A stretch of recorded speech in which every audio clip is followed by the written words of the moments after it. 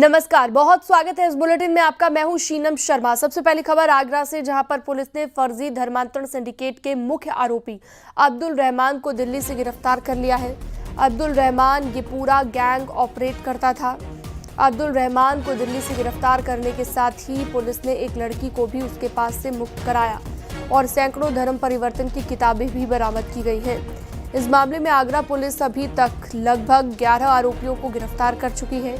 अब पुलिस ने दिल्ली के शाहीन बाग के रहने वाले अब्दुल रहमान को गिरफ्तार किया है। अब्दुल रहमान ही ये पूरा नेटवर्क ऑपरेट किया करता था। गोवा से गिरफ्तार की गई आयशा ने भी अब्दुल रहमान का नाम बताया था। जब पुलिस दिल्ली के अब्दुल रहमान के घर पहुंची, कई चौंका देने वाले खुलासे पुलिस के सामने हुए। अब्दुल रहमान ने हरियाणा रोहतक की रहने वाली एक लड़की को अपने पास रखा हुआ था। उस लड़की का भी धर्मांतरण करवाने का काम हो रहा था।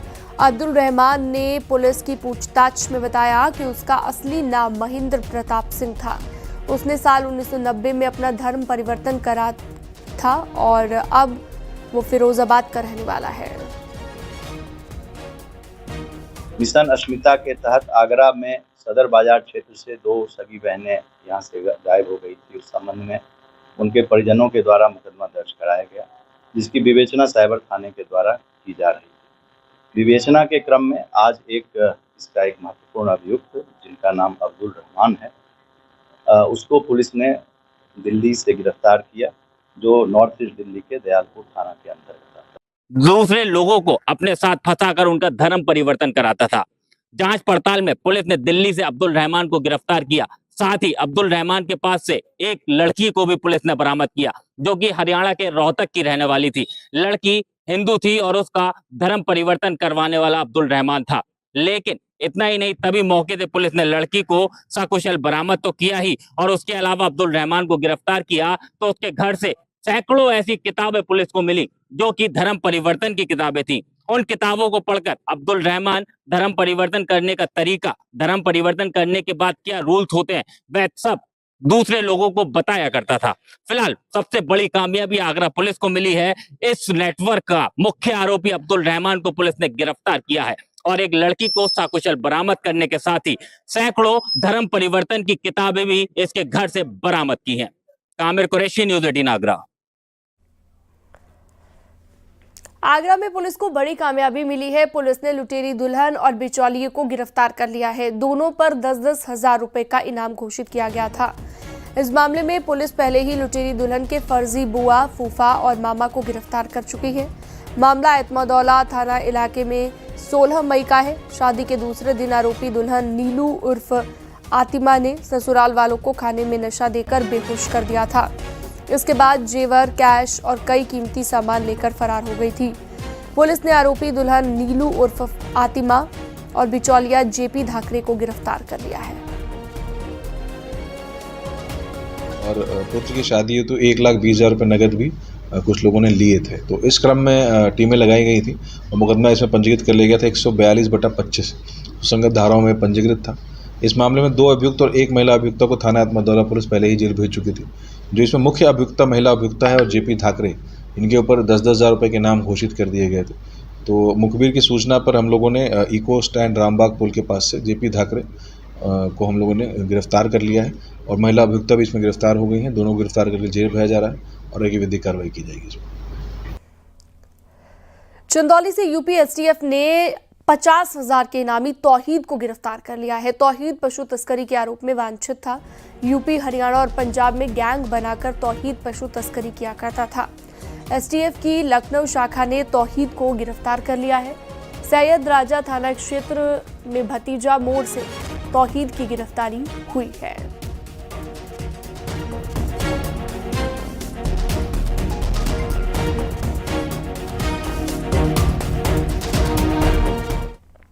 नोएडा ग्रेटर नोएडा एक्सप्रेसवे पर लोगों को सुरक्षित सफर कराने के लिए नोएडा प्राधिकरण ने काम करना शुरू कर दिया है।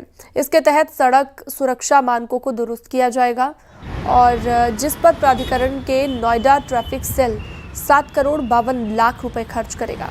Direction board, speed limit board, thermoplastic paint लगाए जाएंगे। साथ ही कट पर रंबल स्ट्रिप भी लगाई जाएगी। जल्द ही टेंडर प्रक्रिया शुरू होगी।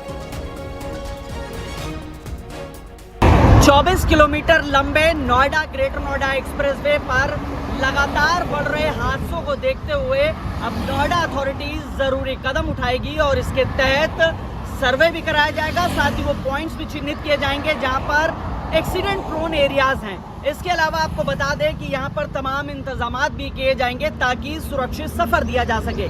24 किलोमीटर लंबा है जिसमें करीब 20 किलोमीटर हिस्सा नोएडा अथॉरिटी के अंतर्गत आता है, वहीं 4 किलोमीटर का हिस्सा ग्रेटर नोएडा अथॉरिटी के अंतर्गत आता है। और आपको बता दें इस पूरे प्रक्रिया में यानी टेंडर प्रक्रिया भी जारी की जाएगी जिसमें करीब 7.5 करोड़ रुपए के खर्च का अनुमान है। और इस वक्त हम नोएडा ग्रेटर नोएडा एक्सप्रेसवे पर मौजूद हैं। आपको बता दें चूंकि लगातार हादसे हो रहे थे, ऐसे में यहाँ पर डायरेक्शन बोर्ड्स लगाए जाएंगे, स्पीड लिमिट बोर्ड लगाए जाएंगे, थर्मोप्लास्टिक पेंट लगाए जाएंगे। साथ ही जो कट्स हैं वहाँ पर रंबल स्ट्रिप यानी एक्सप्रेसवे से जो स्लिप रोड पर कनेक्ट करता है वहाँ पर रंबल स्ट्रिप्स लगाए जाएंगे। इन तमाम तरीकों के इंतजामात किए जा रहे हैं ताकि एक सुरक्षित सफर दिया जा सके और जल्द ही इसकी टेंडर प्रक्रिया भी जारी कर दी जाएगी।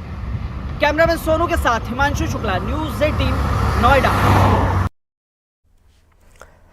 हाथरस के सिकंदराऊ में लोग जलभराव से परेशान हो गए हैं। जलभराव से जूझ रहे लोगों के सब्र का बांध टूट गया। 12 सैनी के निवासियों ने सिकंदराऊ विधायक वीरेंद्र सिंह राणा और नगर पालिका अध्यक्ष मोहम्मद मुशीद कुरैशी के खिलाफ जमकर नारेबाजी की और उनके फोटो को गंदे पानी में विसर्जित कर अपना गुस्सा जाहिर किया।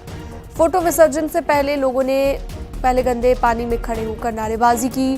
प्रदर्शनकारियों का कहना था कि कई बार शिकायत करने के बावजूद जलभराव की समस्या का कोई समाधान नहीं किया गया है। गंदगी बदबू से मच्छरों से लोग परेशान हैं। लोगों ने चेतावनी दी कि अगर जल्द समस्या का समाधान नहीं हुआ तो उग्र आंदोलन किया जाएगा। अवसर है बहुत पुरानी है ये जी। समस्या का इसका निदान ही नहीं होता, आश्वासन देकर चले जाते हैं। अभी कुछ दिन पहले विधायक जी और डीएम साहब यहाँ निरीक्षण करने आए थे, उसके बाद लगभग इस मामले को लगभग 10 दिन से ज्यादा समय होने आया है। क्या कुछ निस्तारण हुआ उससे? कोई निस्तारण नहीं हुआ है, केवल आश्वासन ही आश्वासन है। पहाड़ों में हो रही मूसलाधार बारिश के बाद नदियां उफान पर है। सहारनपुर में भी बरसाती नदियों में सैलाब आ गया। मिर्जापुर के फतेहल्लापुर की गागरा नदी में सैलाब आ गया। गांव में पानी घुसने की वजह से डर की वजह से लोग खौफ जताए।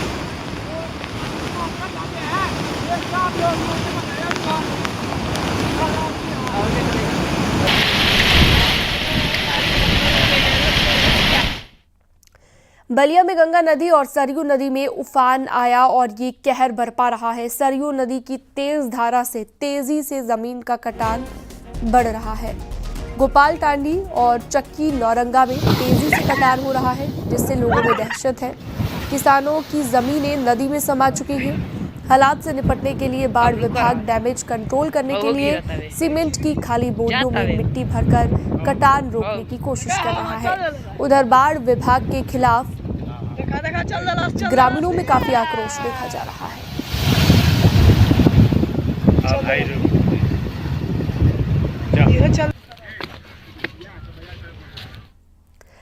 वाराणसी में गंगा के साथ साथ वरुणा नदी भी उफान पर है। निचले इलाकों में पानी घुसने से जनजीवन पूरी तरह अस्त व्यस्त हो गया है। लोग अपना सामान लेकर सुरक्षित ठिकानों की ओर जा रहे हैं।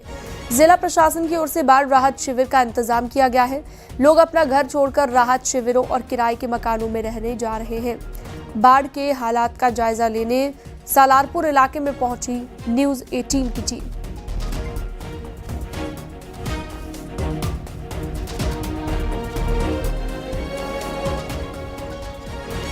तो दो तस्वीरें आप देख रहे हैं इस वक्त। वार्निंग लेवल के पार गंगा पहुंच गई है जिसके चलते कई लोगों के घरों में पानी घुस गया और परेशानियों का सामना लोगों को करना पड़ रहा है।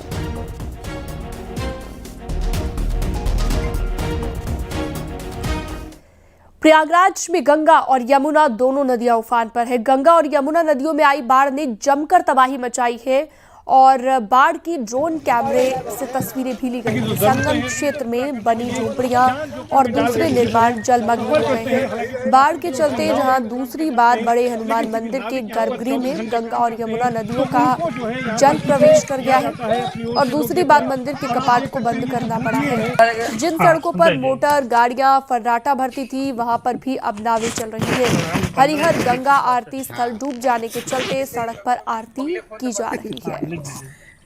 लिख लो 4 नंबर 94 15 61 नहीं किराया नहीं दिया जाता है, सरकारी लगता है। अब भाई हमारे लोग को है कि उनको लोग 10 रुपया दिया जाता है, खुद से दे देते हैं। अच्छा ये बताइए कितने दिन से ये हालात हैं और कब तक ये हालात बने रहते हैं? अगर कोई जरूरत के सामान होते तो कैसे ले पाते हैं? बहुत दिक्कत से बोट से आते जाते हैं। आई समझ लीजिए रिस्क नहीं, बहुत दिक्कत हो, कोई परेशानी बढ़ जाती है, कोई दिक्कत बीमार हो जाता है तो उनको हमको ले जाने में बड़ी दिक्कत होती है। हरदोई में 2 ट्रैक्टर मालिकों ने स्टंट के चक्कर में अपने अपने ट्रैक्टर आपस में भिड़ा दिए और बताया जा रहा है कि उनके बीच शर्त लगी थी कि जो जीतेगा दोनों ट्रैक्टर उसी के होंगे। इस मुकाबले की खबर गांव में जंगल की आग की तरह फैल गई और सैकड़ों की संख्या में ग्रामीण मौके पर पहुंच गए। वहां पर मेले जैसा माहौल बन गया। लोग इस अनोखे स्टंट को देख रहे थे और इसकी सूचना मिलने के बाद बघौली थाना पुलिस मौके पर पहुंची। भीड़ को हटाकर हालात काबू में लिए गए। पुलिस ने दोनों ट्रैक्टर मालिकों को हिरासत में लेकर पूछताछ शुरू कर दी है।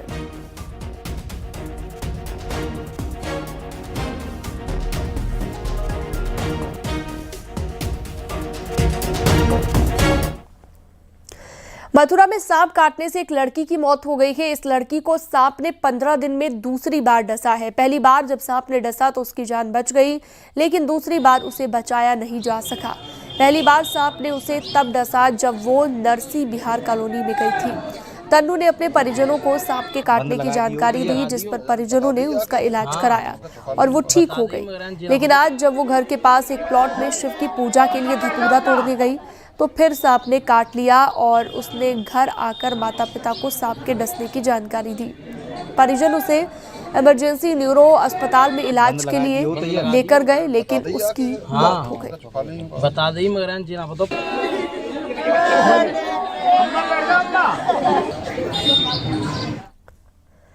अलीगढ़ के इगलास सीएचसी की महिला डॉक्टर को लेकर विधायक और सांसद आमने सामने आ गए हैं। स्थानीय विधायक राजकुमार सहयोगी ने डॉक्टर ज्योति के खिलाफ डिप्टी सीएम से शिकायत की है।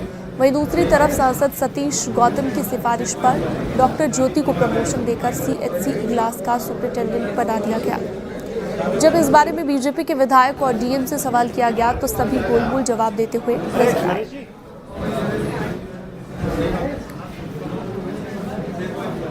नहीं, ऐसा है जो अधिकारी 2 साल से अच्छा काम कर रहे हैं और ये तो एक सामान्य सी प्रक्रिया है, उसमें ट्रांसफ़र पोस्टिंग का कोई विषय नहीं है। ऐसा सुनने में आया था कि आपके द्वारा सिफारिश की गई थी सिकंदर रजा की, लेकिन कहीं ना कहीं स्वास्थ्य विभाग पे आरोप नहीं, ऐसा कुछ नहीं। कहीं ऐसा वो हमारी जो है सीएचसी इगलास जो है मंडल में सबसे अच्छी चल रही है और ये तो एक सामान्य सी प्रक्रिया, अधिकारियों को जाना और आना। तो जांच की रिपोर्ट तो अभी मतलब हमने ध्यान से देखा नहीं है, तो अभी हम यहाँ पे नहीं बता पाएंगे। उसको हम चेक कराएंगे, चेक कराने के बाद बता पाएंगे। सर क्या ऐसा प्रकरण है कोई ट्रांसफर पोस्टिंग का है? विधायक जी संतुष्ट नहीं है कि वो 29 बिंदु पर शिकायत कर रहे हैं, फिर से कह रहे हैं मैं दोबारा शिकायत करूँगा। तो इसके संबंध में मैं क्या बोलूँ? तो मुख्य जाँच में क्या पाया गया सर? जांच की रिपोर्ट अभी मेरे सामने नहीं है। मेरे सामने होती तो मैं आपको अभी बता देता। कब तक आ जाएगी सर जाँच की रिपोर्ट? अब जब आ जाएगी तो हम आपको बताएंगे। चित्रकूट दर्शन करने आए श्रद्धालुओं की एक टोली में शामिल एक लड़का मंदाकिनी नदी में डूब गया। नदी में स्नान करते समय वो गहरे पानी में चला गया, जिससे उसकी मौत हो गई। नाविकों ने उसे काफी मशक्कत कर बाहर निकाला, लेकिन तब तक उसकी मौत हो चुकी थी।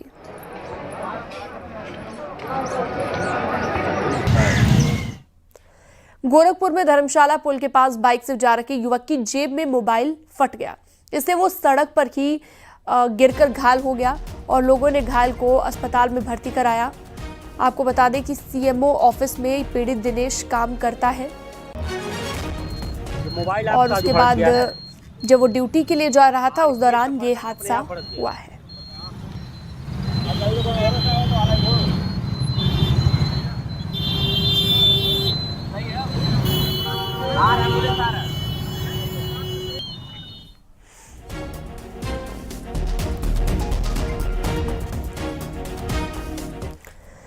गाजीपुर जिला कोर्ट परिसर में एक व्यक्ति तीसरी मंजिल से गिर गया। घायल इरफान अली गोंडा का रहने वाला है। प्रत्याशियों ने इस घटना की सूचना पुलिस को दी।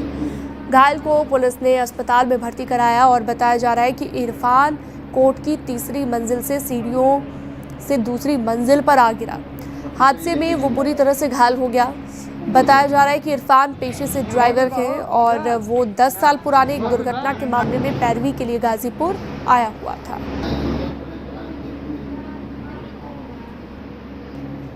आज वहाँ के कोर्ट के कुछ व्यक्ति लोग उनको लेके आए थे कचहरी से, और यहाँ पे जब हमारे पास आया तो पेशेंट अनकॉन्शियस था। लोगों ने ऐसा बताया कि वो ऊपर छत से गिरा हुआ है, उसके बीपी और पल्स वगैरह नहीं मिल रहा था। हमने और डॉक्टर CMS साहब डॉक्टर राजेश सिंह ने मिलकर तुरंत उसका चेकअप किया, प्राइमरी ट्रीटमेंट जो भी होता है कराया, CT स्कैन सर का और सीने का कराया, जिसमें वो पूर्णतः ठीक दिख रहा था, लेकिन बाकी रिपोर्ट आने पर डिपेंड करता है। पेशेंट अभी भी अनकॉन्शियस है और उसकी स्थिति नाजुक बनी हुई है। सर मैं कचहरी से गुजर रहा था, चाय की दुकान से जानकारी की कि व्यक्ति छत पे से गिर गए हैं सर। मैं भागते हुए हॉस्पिटल आया, तो यहाँ पे आपके वो जज साहब के ड्राइवर वीरेंद्र सिंह जी और तमाम पुलिस लोग उनका इलाज करा रहे थे। फिर हम लोग इलाज करा के सर CMS साहब को इमरजेंसी डॉक्टर स्वतंत्र सर को दिखा के सर वार्ड में भर्ती करा दिया गया है। गंभीर बनी हुई है सर। और अगली खबर है अलीगढ़ से, जहां पर कांवड़ लेकर लौट रहे 3 लोगों को कार सवार ने टक्कर मार दी और सड़क किनारे खड़े ट्रक में पीछे से जा टकराई। हादसे में कांवड़िए गंभीर रूप से घायल हो गए और जबकि कार में सवार 2 युवक भी घायल हुए हैं। हादसे से गुस्साए राहगीरों ने कार सवारों की पिटाई कर दी। मौके पर पहुंची पुलिस ने लोगों को शांत करवाकर घायलों को जिला अस्पताल भिजवाया है। इलाज के दौरान एक कांवड़िए की मौत भी हो गई। डॉक्टर ने बताया कि इस घटना में करीब 6 से 7 लोग घायल हुए हैं।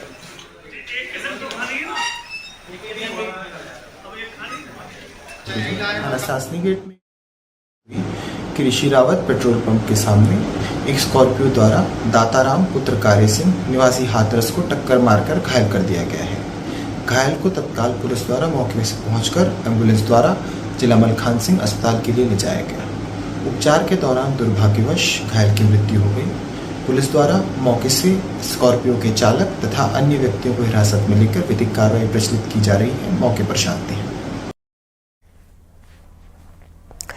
उत्तर प्रदेश में कम नामांकन वाले 10,827 परिषदीय स्कूलों के विलय के बाद अब शिक्षकों को जल्द ही एक समायोजन का अवसर मिलेगा। बेसिक शिक्षा विभाग की ओर से सरप्लस शिक्षकों और शिक्षकों की जरूरत वाले स्कूलों की लिस्ट तैयार की जा रही है।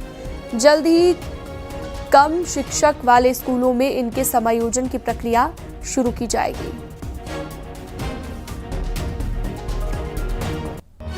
प्रदेश की परिषदीय स्कूलों में शिक्षकों के लिए जल्दी ही एक और समायोजन प्रक्रिया शुरू होने जा रही है। हाल ही में कम नामांकन वाले 10,827 स्कूलों की पेयरिंग के बाद अब शिक्षक छात्र अनुपात को मेंटेन करने के लिए बेसिक शिक्षा विभाग ऐसे स्कूलों की सूची तैयार कर रहा है जहां या तो शिक्षक ज़्यादा हैं या फिर जहां शिक्षकों की कमी है। अब जल्दी ही ज़िले के भीतर ही सरप्लस शिक्षकों को उन स्कूलों में समायोजित किया जाएगा जहां उनकी ज़रूरत है। ये प्रक्रिया बेसिक शिक्षा परिषद और राज्य परियोजना निदेशालय के माध्यम से की जा रही है और डेटा परीक्षण का काम फिलहाल जारी है।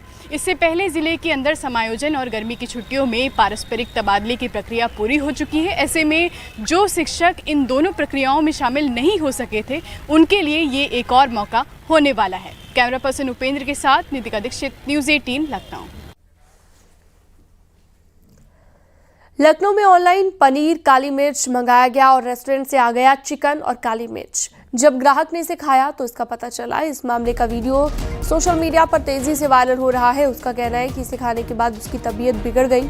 पीड़ित ने रेस्टोरेंट चलाने वाले पर धार्मिक भावनाओं से खिलवाड़ करने का आरोप लगाया है और इसको लेकर विभूति खंड थाने में शिकायत भी दर्ज कराई गई। विभूति खंड पुलिस मामले की जाँच में जुटी हुई है।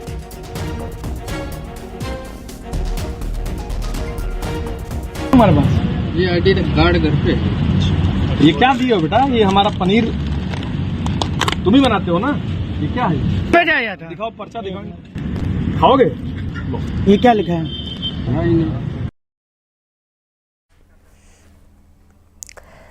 सावन के पवित्र महीने में कांवड़ यात्रा का विशेष महत्व है। हर तरफ इसमें अलग अलग रंग देखने को मिल रहे हैं। कुछ इसी तरह से आगरा में एक कांवड़ लोगों के बीच आकर्षण का केंद्र बन गया।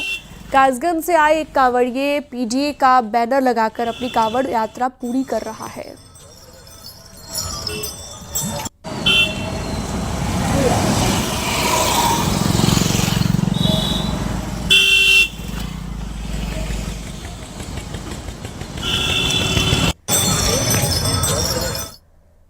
खबरों का सिलसिला जारी रहेगा, वक्त एक छोटे से ब्रेक का।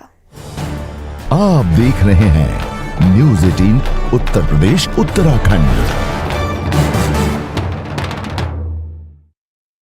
पेट सफा। आप देख रहे हैं न्यूज़ 18 उत्तर प्रदेश उत्तराखंड।